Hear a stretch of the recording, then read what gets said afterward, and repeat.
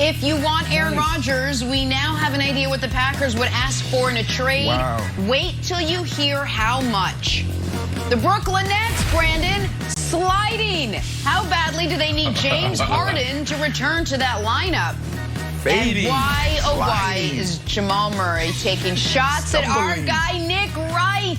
Oh, come on. It is a spicy Friday morning, everyone. Welcome to First Things First. We have a fantastic show for you today.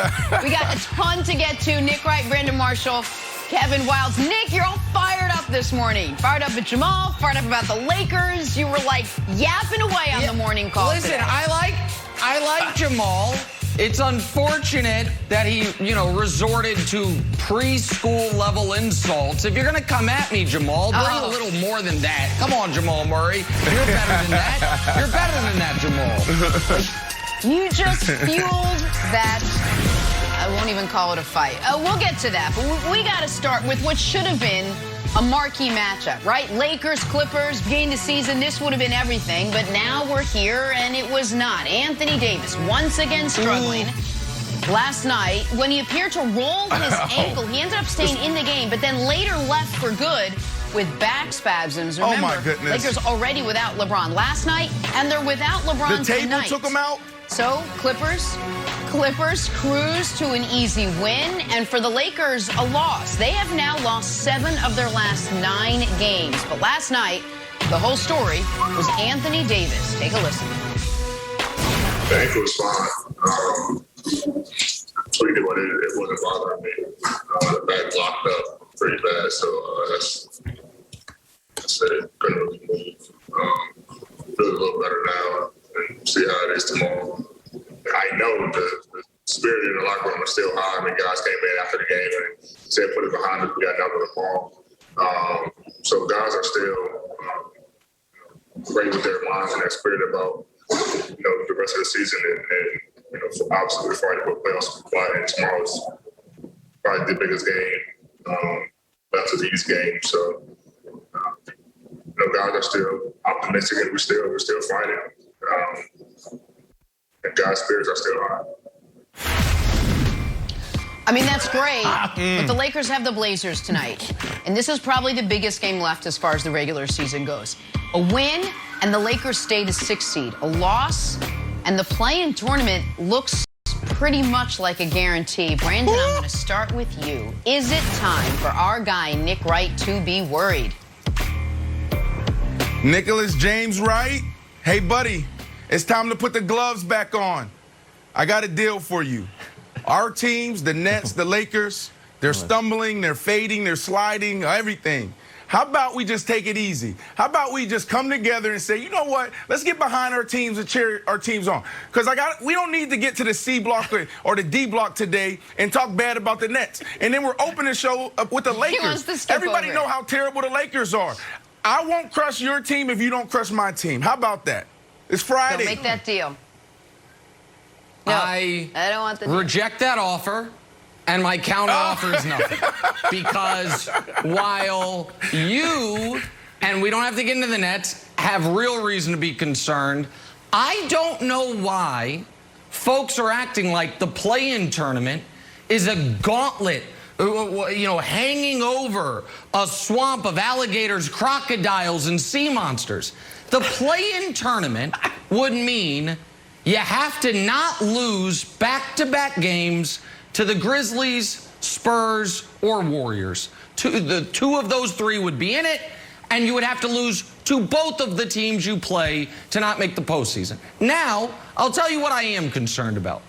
Prior to Anthony Davis going out with an injury, he was playing incredibly poorly against the team that he needs to play the best against if they are to meet in the playoffs, if the Clippers don't flame out early again. It might even be the first round.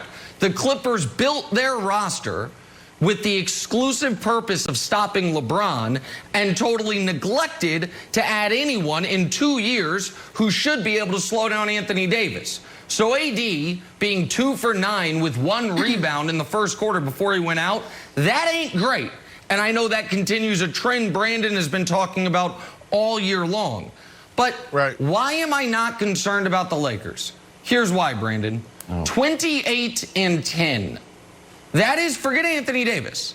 That is the record this year when LeBron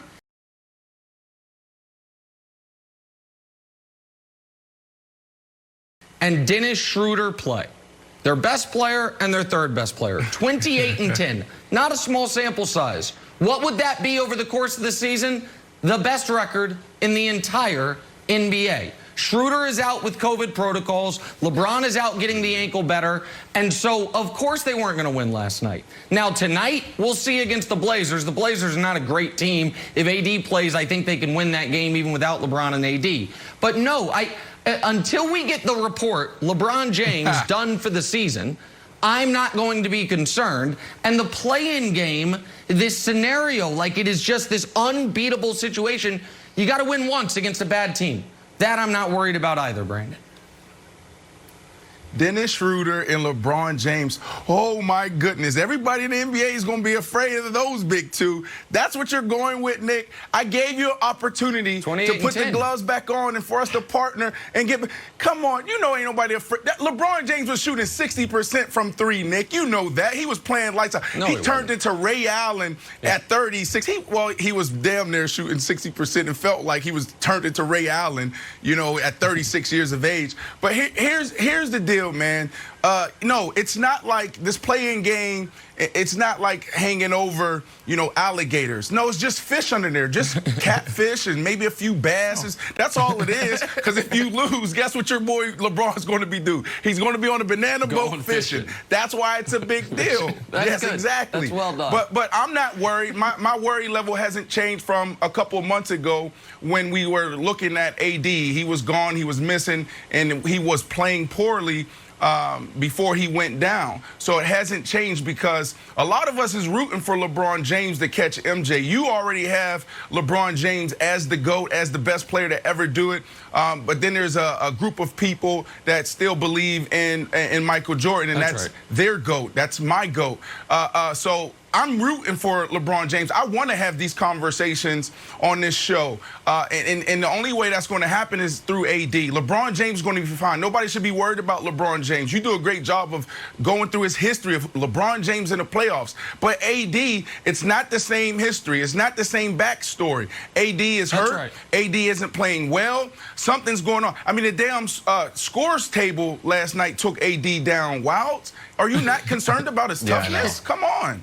I think everyone should be very concerned. And just to address there's groups of people who think that Michael Jordan is the GOAT. That group is not a small knitting club that meets on Wednesdays at your local library. That is hundreds and hundreds of millions of people. Don't let Nick brainwash you, Brandon, that these are like two equal groups. It's Nick Wright and a few stands on Twitter, and then the rest is like the global population and maybe some people from Mars and Space Jam. Okay, here's why you should be concerned, Nick, because there's a lot of Lakers.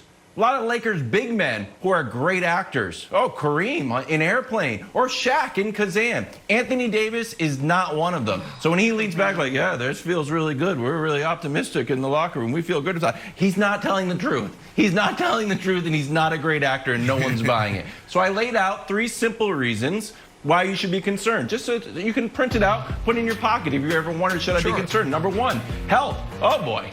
Anthony Davis is hurt. Turns out, everybody, big news, you should probably read about it in the health section of your local newspaper. Your back is actually down where your ankles are. Oh, didn't know, because I saw him twist his ankle, but he went out with back spasms. I guess that's supposed to make me feel better. Actually makes me feel worse that things are happening all sort of up and down the kinetic chain. Number 2. What's this one? Attendance. Oh, LeBron's out. Frank Vogel was like, hey, where's LeBron been? He's like, I don't know. He's just not here. Okay, that's an odd story we're not going to talk about. Here's the other reason. Hey, Dennis Schroeder, what are you up to? Oh, I don't know, playing video games on Twitch. Now look at me. I'm 150 years old. I barely know what that means. But you should probably be watching the Lakers game. I don't know. Call me crazy. Reason number 3. What the heck? It's 7:40 in the morning and it's already Dame time? Holy cow, it's 4 in the morning in Portland and we're already getting ready. Oh, Nick, this is like a mini playoff game. Revenge. Oh, look at him waving goodbye. Look at him waving goodbye to the Lakers tiebreaker. Oh boy, it's going to be Dame time tonight. Get ready, everybody. It's a big game. No one's going to be there. Nick, and is Dame not time will amused. strike again.